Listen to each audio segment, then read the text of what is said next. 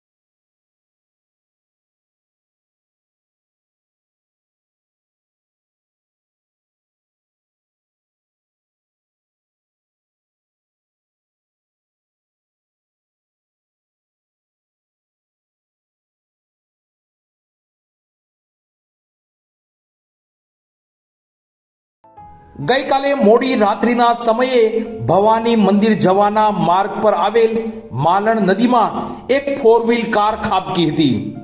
સદભાગ્યે car ચાલકને કોઈ પણ ઈજા થવા પામી ન હતી। આ બાબતે વિગત જોઈએ તો કાર ચાલક એવા મનીષ ભારતી, જેઓ મહુવાના જાણીતા એડવોકેટ છે અને પર્યાવરણ, પશુ પક્ષી વગેરેની સંસ્થા સાથે પણ જોડાયેલા છે। જેમાં મનીષ ભારતી ગઈકાલે રાત્રિના મહુવા શહેરમાં યોજાયેલ હિન્દુ સંમેલનમાં જોડાય અને બાદ સંમેલન પૂર્ણ થયા બાદ પોતાનું ઘર ભવાની મંદિર તરફ જઈ રહ્યા હતા। ત્યારે રાત્રિના 9 વાગ્યાની આજુબાજુ તેઓ પોતાની કાર લઈ ભવાની મંદિર જવાના માર્ગ પર આવેલ માલણ નદી નજીક પહોંચ્યા હતા। ત્યારે અચાનક તેઓને ચક્કર આવતા અને બ્લડ પ્રેશર લો થઈ જતા તેઓ અર્ધબેભાન અવસ્થામાં આવી ગયા હતા। બાદ તેઓએ સ્ટેરિંગ પરનો કાબુ ગુમાવી દેતા કાર સહિત તેઓ માલણ નદીમાં પડ્યા હતા। જો કે સદનસીબે મનીષ ભારતીને કોઈ ઈજા થવા પામી ન હતી।